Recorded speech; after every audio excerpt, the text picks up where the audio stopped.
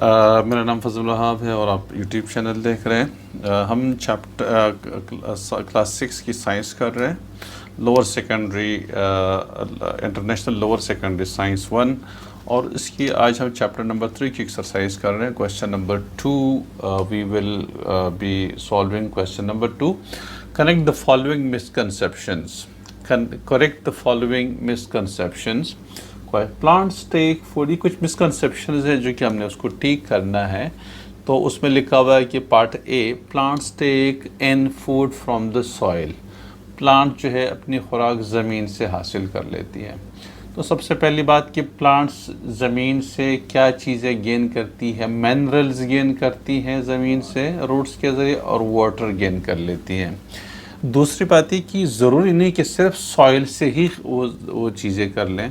कुछ प्लांट्स ऐसे भी हैं जो सॉल्यूशन के अंदर, जिसको हम हाइड्रोपोनिक कहते हैं, जिसको सॉल्यूशन के अंदर इन्हें उसके लिए जो खुराक होती है वो पानी के अंदर बना के उसकी जड़ें उसके अंदर रख देते हैं और इस तरह से वो उससे खुराक हासिल कर लेती है। जैसे हाइड्रोपोनिक है ना, आपने प्लांट्स के लिए जो चीज़ें चाहिए पानी के अंदर मिलाया, सॉल्यूशन बनाया, उसकी जड़ें फिर आप उस पानी के अंदर रख लें, उसके लिए ज़मीन की ज़रूरत नहीं पड़ेगी। इस तरह से पानी वो उससे खुराक उससे हासिल कर लेती है वो जो पौधा है। ठीक है, तो एक तो ये चीज़ हो गई।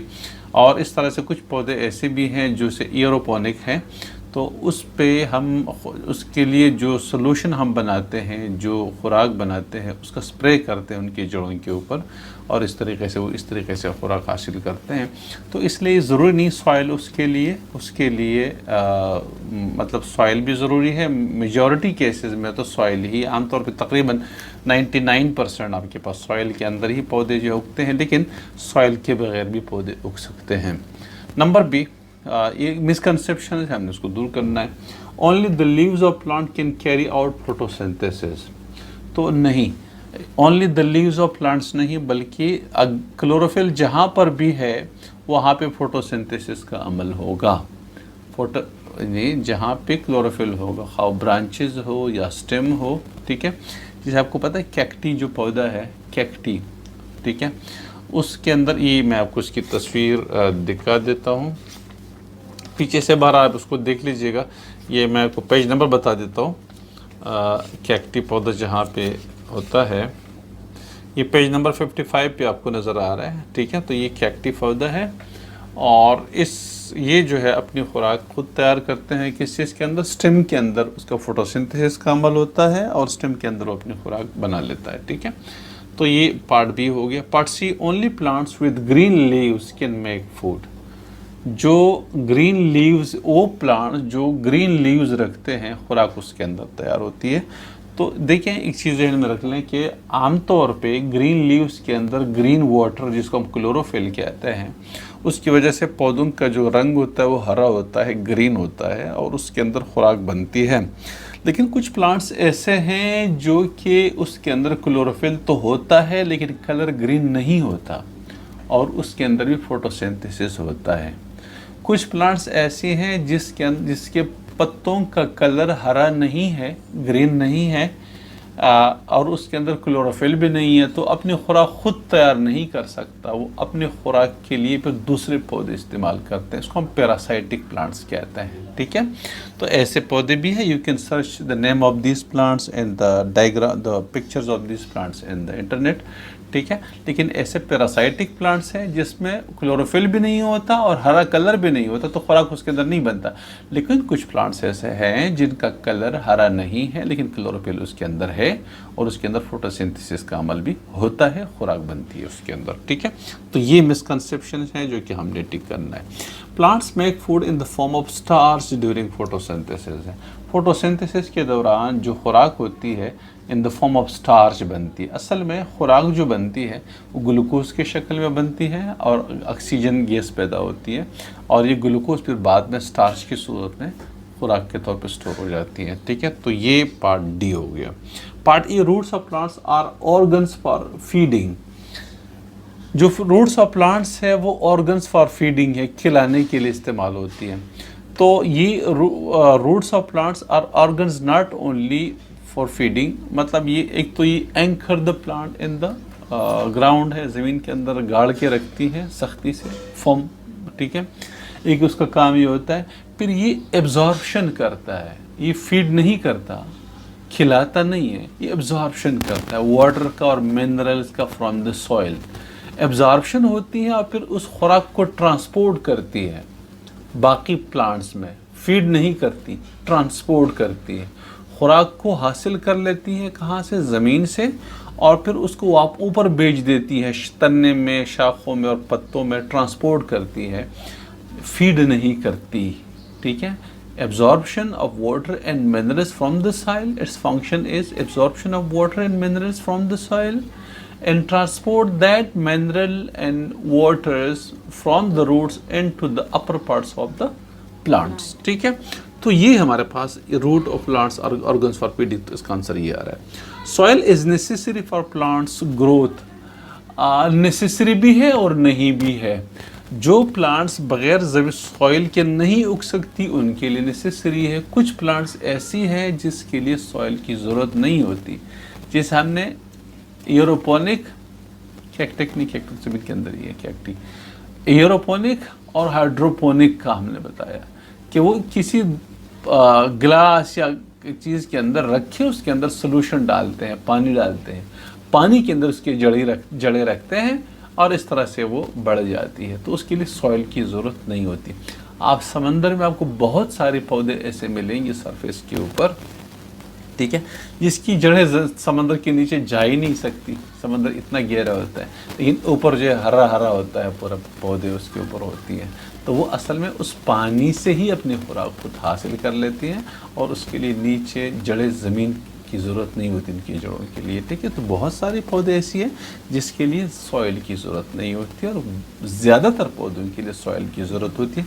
तो ये गलत फहमी कि हर सूरत में सॉइल चाहिए, नहीं, कुछ के लिए चाहिए, कुछ के लिए बाद ऐसे भी है जिसके लिए नहीं चाहिए, ठीक है। तो this was question number 2। Question number 3, a plant is kept in the dark for a few days in water daily, predict how it will change if it is taken out of the dark and exposed to sunlight for a few days। कहते हैं कि plants को हमने क्या किया कि घर के अंदर रखा और अंधेरे में रखा, ठीक है, डार्क के अंदर रखा, लेकिन पानी हम देते रहे, तो क्या होगा अगर हम उसको बाहर फिर सनलाइट के अंदर रख लेंगे। देखिए होता ये है कि जब आप प्लांट को अंधेरे के अंदर रखते हैं तो पानी तो अंदर जा रहा है लेकिन खुराक नहीं बन रही, इसलिए कि खुराक के लिए ऑक्सीजन, सनलाइट की ज़रूरत होती है। जब आप सनलाइट के अंदर रख देंगे उसको तो पानी तो पहले से है, सनलाइट मिल जाएगी तो फिर उस पानी से और ऑक्सीजन दोनों जो एब्जॉर्प्शन होगी, उसका जो कार्बन डाइऑक्साइड और पानी आपस में मिलेंगे और इस तरीके से फिर उसके अंदर ग्लूकोज बनेगी, तो उसका जो कलर हो जाएगा वो हरा होना शुरू हो जाएगा। हाँ, पीछे एग्जाम्पल ऑलरेडी गिवन है, ठीक है, तो आप उसको पीछे देख सकते हैं। अच्छा, ये क्वेश्चन आपने अपनी तरफ से लिखने हैं, ठीक है, करने हैं, उसकी वर्डिंग आपने अपनी तरफ से पीछे से देख के पढ़ के उसकी वर्डिंग लिख दीजिएगा, मुझसे चेक कराइएगा। Name 3 types of soil, relate the size of the particle of each type of soil, so the air contents of the soil and its ability to retain water.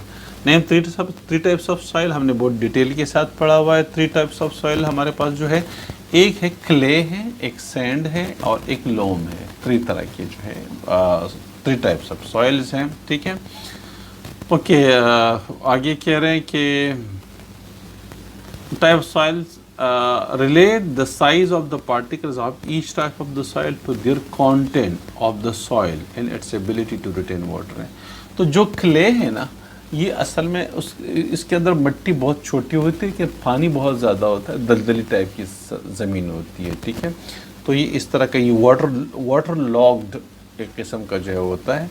तो इसके जो यानी मिट्टी जो होती है ना, बहुत ज़्यादा बारीक होती है, लेकिन जब आप पानी डाल लेंगे तो फिर कीचड़ बन जाता है, ठीक है, और सारा एक ही हो जाता है। सैंड के दाने होते हैं, रेती दाने होते हैं, ठीक है, छोटे छोटे दाने, उसका साइज़ बड़ा होता है, ठीक है। और इस तरह से हमारे पास लोम जो है ना, लोम भी सैंड से छोटा होता है और ये बहुत ज़बरदस्त होता है उसके लिए, वाटर के लिए। ये थोड़ा सा एयरी होता है, ठीक है, उसमें से हवा भी अंदर जा सकती है इस तरह से, ठीक है, और बहुत इंपॉर्टेंट होता है किस चीज़ के लिए, प्लांट्स के लिए। प्लांट्स की बेहतरीन जो है ग्रोथ इसके अंदर होती है। सैंड के अंदर नहीं होती, क्ले के अंदर भी। क्ले के अंदर कुछ ख़ास किस्म के जैसे चावल वगैरह है क्ले के अंदर होती हैं।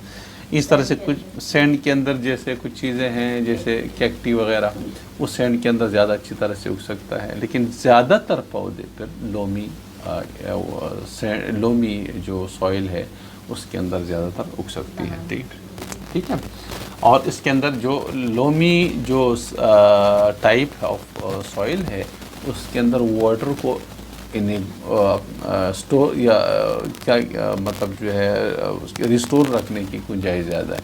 मतलब वाटर को ज़्यादा देर तक रखने की अहलियत ज़्यादा होती है उसके अंदर।